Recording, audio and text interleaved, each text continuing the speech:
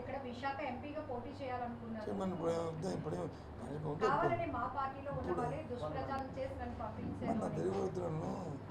దుష్ప్రచారం నిజంగా ఆయన అన్నాడు నాకు తెలీదు. ఒకవేళ ఆయన ఉంటే మాత్రం మరి ఆయన ఏ ఆలోచనతో అన్నాడు, ఏ ఉద్దేశంతో నాకు తెలీదు. ఇవాళ మా నాయకుడు జగన్మోహన్ రెడ్డి గారు ఎవరు చెప్పినా ఏమిటాడు, ఆయన నిర్ణయం అనుకుంటుంది. మా జగన్మోహన్ రెడ్డి ఆ నిర్ణయం ప్రకారం ఆయన చర్య నిర్ణయాలు చేస్తాడు. ఆ ప్రకారం ఆయన చేశారు. అదేమంటే వాళ్ళు వంటూ మనం మాట్లాడుకోని ఇలా బహిరంగంగా మాట్లాడడం అనేది తగదు. ఒక నిజంగా ఆయన అనుంటే మాత్రం దాన్ని తగదది. అది నాయకుడి తాలూకా ఏదైతే తీసుకున్న నిర్ణయానికి దాన్ని మనం దాన్ని ఏది చూపెట్టి అవుద్ది. అది కాదు, కరెక్ట్ కాదు.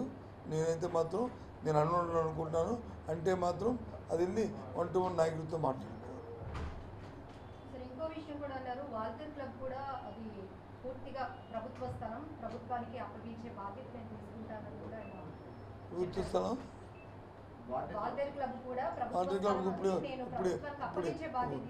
ఇప్పుడే సందర్భం వాల్తేర్ క్లబ్కి ఇక్కడ వాల్తేర్ క్లబ్ అనేది నేను పుట్టక ముందు నుంచి బ్రిటిష్ కాలం నుంచి వాల్తేర్ క్లబ్ ఉంది.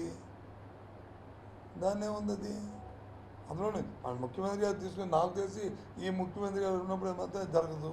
మేము ఉన్నప్పుడు అసలు జరగదు. ఒకవేళ ఏదైనా చట్టపరంగా అలాంటివి ఏముంటే ప్రభుత్వం దాని మీద తగిన నిర్ణయం తీసుకొని దానికి అది పట్టణంలో ఉన్న పెద్దల తరగతి గౌరవాన్ని ముఖ్యమంత్రి గారు 100% కాపాడతారు. అందులో తేడా లేదు. జగన్మోహన్ రెడ్డి గారు తత్వం ఏదైతే ఎలివేషన్ వస్తున్న కార్యక్రమాలు ఏవైతున్నాయో వాటిని చేయడమే అంత తర్వాయి. వాల్తేర్ క్లబ్ ఇప్పుడు బ్రిటిష్ కాలం నుంచి ఉంది. ఒకవేళ నిజంగా ప్రభుత్వం అనుకో, ప్రభుత్వం అంతా పెట్టుకుంటారు అప్లికేషన్, ముఖ్యమంత్రి గారు దాన్ని పరిశీలిస్తారు.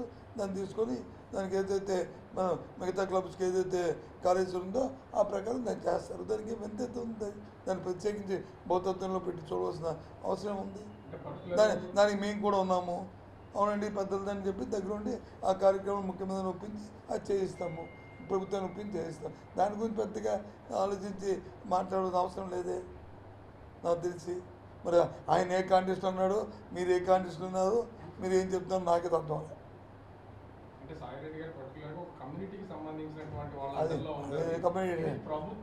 ఎవడైనా అవుతాడు కమ్యూనిటీ, అది అందరు కమ్యూనిటీ అండి. అందులో కమ్మ ఉన్నాడు, రెడ్డి ఉన్నాడు, కాపు ఉన్నాడు, ఎస్సీలు ఉన్నారు, ఎస్టీలు ఉన్నారు. ఆధిపత్యం వెళ్ళకుండా ఆధిపత్యం అవతల చేత కాకపోతే ఆధిపత్యం ఉంటుంది. దానికి మారుబడి పోటీ చేసి ఉండదా, వీళ్ళు ఉండదా, అవన్నీ ఈ చేతకాని మాటలు ఆధిపత్యాలు అనేవి అది చేతకాని మాటలు. మాకు ఎన్నికలకు దానికి సంబంధం లేదు. ఎవరో ఏది మాట్లాడితే అన్నీ ఎన్నికలకు ఎఫెక్ట్ అవుతాయా? మా ముఖ్యమంత్రి ఏదైనా చెప్తే అది ఎఫెక్ట్ అవుద్ది. అది విధానపరమైన నిర్ణయం, అది పార్టీ తాలూకా నిర్ణయం. మాకు అవుద్ది. కానీ ఎవరు పడతాడు నువ్వు రేపు మారుతుంది ఒకటి మాకు అయిపోద్దా? అది కదండి అయిపోద్దా? మీ ప్రాంతంలో పుట్టాం, ఈ ప్రాంతంలో పెరిగాం, దీని పరిస్థితి ఏంటి తెలుసు, దీని వ్యవసాయాలు ఏంటి తెలుసు, ఇక్కడ మంచి ఏంటి తెలుసు, చెడు ఏంటి తెలుసు. ఆ ప్రకారం వెళ్తాము. నాకు తెలిసి వాటర్ క్లబ్ ఎక్కడో ఎప్పటి నుంచి బ్రిటిష్ కాలం నుంచి ఉంది. ఇది నేను పుట్టక ముందు నుంచిను. అందరూ మెంబర్లు, అందరూ మా ఫ్యామిలీ మెంబర్స్ కూడా మెంబర్సే. అందులో చూసుకుంటారు. అది ఏమైనా ఉంటే ఒకవేళ ప్రభుత్వం తెస్తే ప్రభుత్వంతో సంప్రదింపులు చేస్తారు. దాన్ని ఏ విధంగా దానికి దఖలుపరచాలో ఆ ప్రకారం చట్టపరంగా దఖలుపరుస్తారు. దాని గురించి డిస్కషన్ ఎందుకు, అన్నెసరీ డిస్కషన్. అది అవసరం లేని అప్రస్తుతమైన ఇష్యూలు అవి. అసలు మీరే పెట్టినారో ఆయన పాప ఆయన ఏం చెప్తున్నాడో ఏంటి? అది మాత్రం అది ఈ ముఖ్యమంత్రి ఉన్నాడుగా, మేము ఉన్నప్పుడు విధానం జరగదు. ఈ ముఖ్యమంత్రి మేము లేకపోతే జరగచ్చు.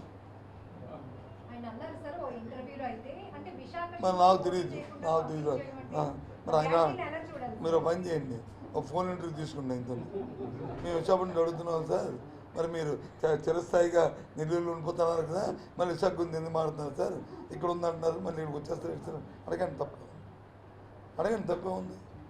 నేనైతే మాత్రం నేను కామెంట్ చేయను. దేర్ ఇస్ నో కామెంట్, నేను నో కామెంట్, ఐఎమ్ సారీ. నేనైతే కామెంట్ చేయను.